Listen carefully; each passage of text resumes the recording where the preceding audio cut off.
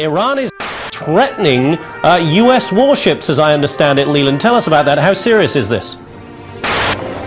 Un porte-avions américain localisé près du détroit d'Ormuz, dans une zone utilisée par la marine iranienne dans le cadre...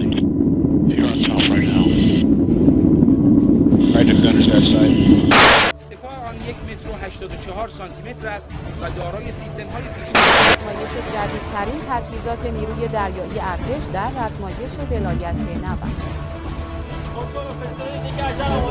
از رزمایش بزرگ دریایی ولایت نبرد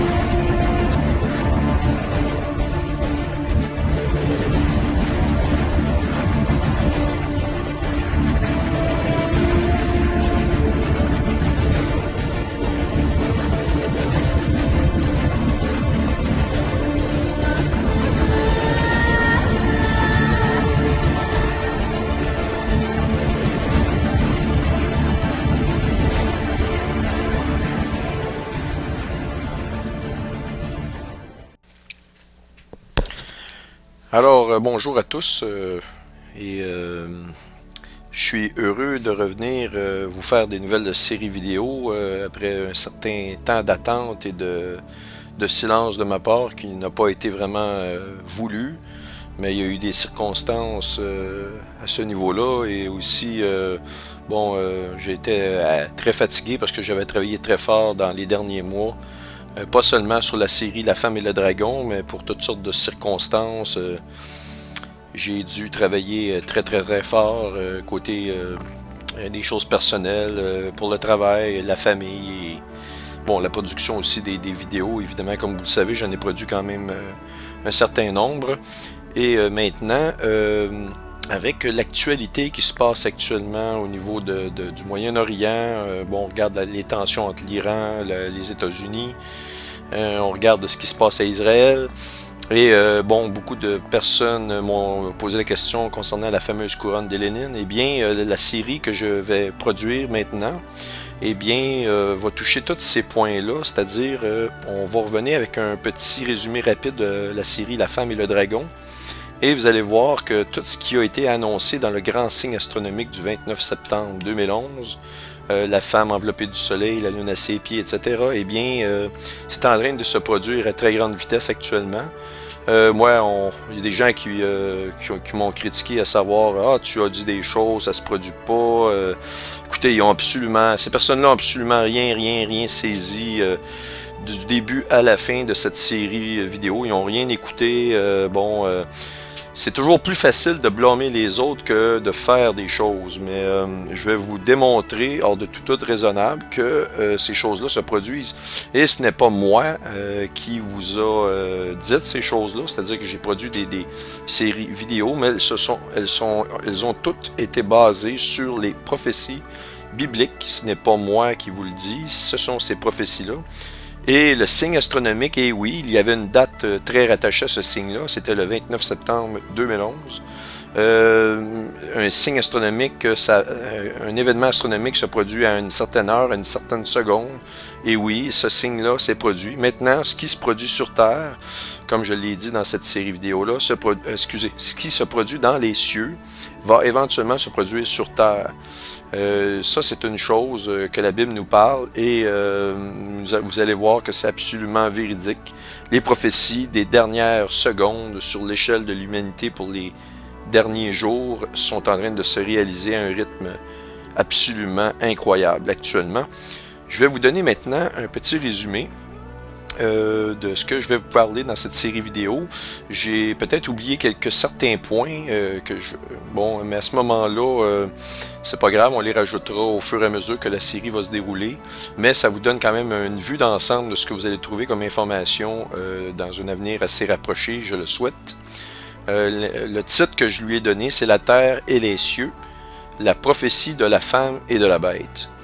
Et il est dit dans Matthieu 16, 19, « Ce que tu liras sur la terre sera lié dans les cieux, et ce que tu délieras sur la terre sera délié dans les cieux. » On voit ici une corrélation directe entre les cieux, l'astronomie et ce qui est terrien, ce qui se produit sur terre.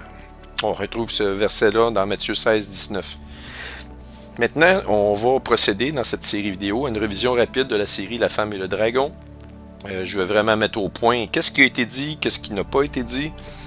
Il y a eu des hypothèses au niveau de Hélénine. Hélénine a causé des tremblements de terre à tous les alignements qu'elle a produits, mais pas ce qu'on avait pensé au mois, à la fin de septembre, c'est-à-dire le 29 septembre, où on avait l'alignement d'Hélénine avec la Terre au niveau le plus proche, mais il y a eu des phénomènes absolument incroyables qui se sont produits. Vous pouvez retrouver ça dans une vidéo que j'ai produite qui s'appelle Mise à jour 27 septembre 2011.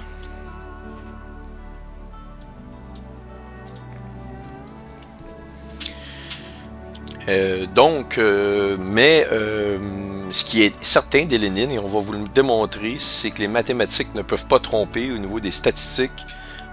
Cet objet-là a été un objet absolument incroyable, qui a des caractéristiques absolument exceptionnelles. Vous pouvez d'ailleurs en voir de certaines de ces caractéristiques-là, dont l'angle d'inclinaison de cet objet-là.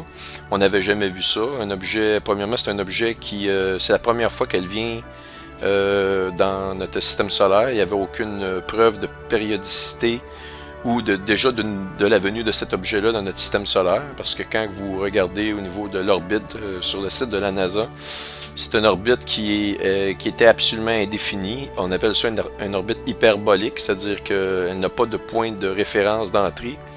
Maintenant, les restes de cet objet-là, est-ce qu'ils vont revenir? Est-ce qu'elle s'est stabilisée?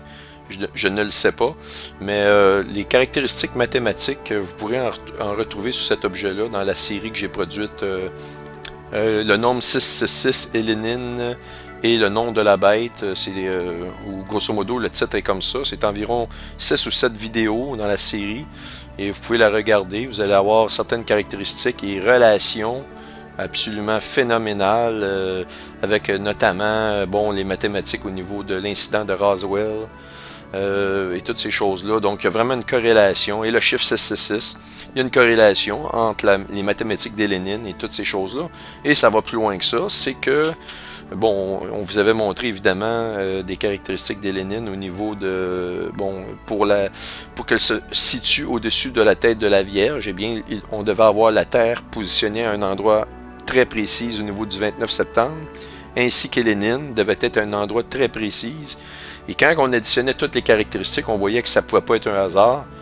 C'est un signe qui est prophétisé. Je suis convaincu que c'est l'étoile bleue, la Kachina bleue, dans la prophétie des Hopi notamment. Donc, de toute façon, on va faire une petite révision rapide d'Hélénine, mais surtout, je vais vous montrer la fameuse couronne. Si on revient ici, on a vu un grand signe astronomique du 29 septembre 2011. On a vu rapidement que ce signe a annoncé les dernières venues a annoncé les dernières 7 années de tribulation, la venue imminente de ces 7 dernières années de tribulation-là sur Terre. Et on a vu que tout ça va se jouer à propos et autour d'Israël et de la ville de Jérusalem. On appelle ça aussi les troupes de Jacob. On a vu que ça annonçait l'imminence du nouvel ordre mondial, alias le règne saturnien, le dernier empire sur Terre tel que décrit par le prophète Daniel.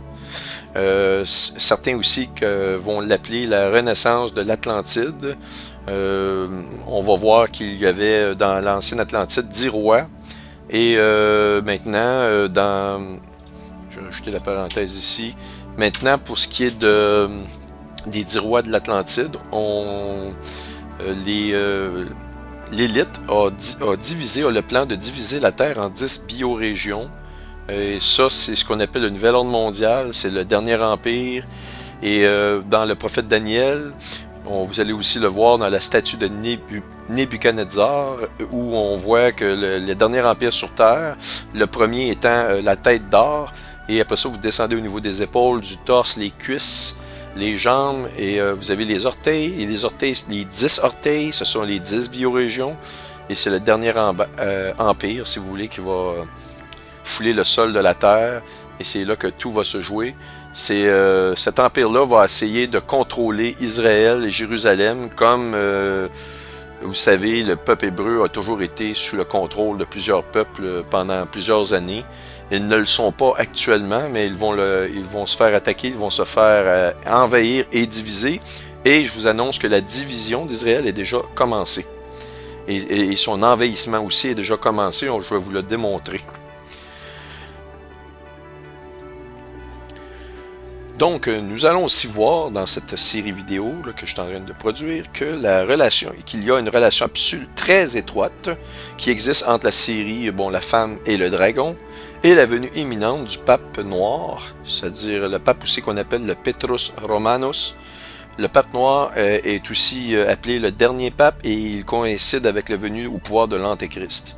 On va voir qu'il y a des prophéties au niveau même à l'interne de l'Église catholique à Rome à cet effet-là, et ça a été annoncé, la venue du pape noir a été annoncée depuis longtemps, et nous avons de bonnes raisons de croire, nous allons vous le montrer, que cet événement-là est prévu pour cette année, l'année 2012.